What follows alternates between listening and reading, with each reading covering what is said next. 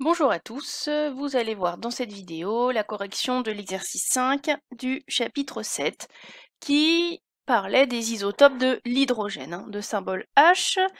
On vous disait que l'élément hydrogène correspond aux atomes ayant un seul proton. Donc ça veut dire que le symbole du noyau d'hydrogène, c'est H et 1 en bas à gauche, parce qu'il a un proton. On vous disait aussi qu'il possède 3 isotopes de nombre de nucléons, 1, 2 et 3. Donc ces 3 isotopes, et bien ici on a l'isotope qui a un nucléon, ensuite l'isotope cette fois-ci avec 2 nucléons, et l'isotope avec 3 nucléons. Le nombre de protons ne change pas, hein. Je vous rappelle la définition d'isotope, atome ayant le même nombre de protons mais un nombre différent de nucléons ou de neutrons. Donc le nombre en bas à gauche reste toujours le même, et pour avoir le droit de s'appeler hydrogène, il faut avoir un seul proton. Donc voilà l'écriture conventionnelle des 3 isotopes de l'hydrogène.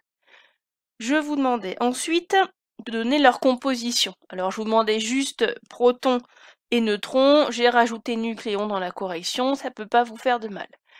Alors le nombre de protons pour l'hydrogène 1. Bien, le nombre ici en bas à gauche, hein, le numéro atomique, il est en bas, Z c'est le nombre de protons, il vaut 1. Combien a-t-il de nucléons? Le nombre de nucléons, c'est le nombre qu'il y a en haut à gauche, 1 aussi.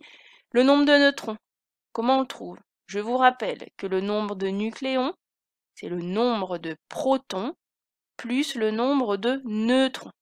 Donc protons plus neutrons donne nucléons. Donc pour trouver neutrons, c'est le nombre de nucléons moins le nombre de protons. Donc 1 moins 1, ça fait 0.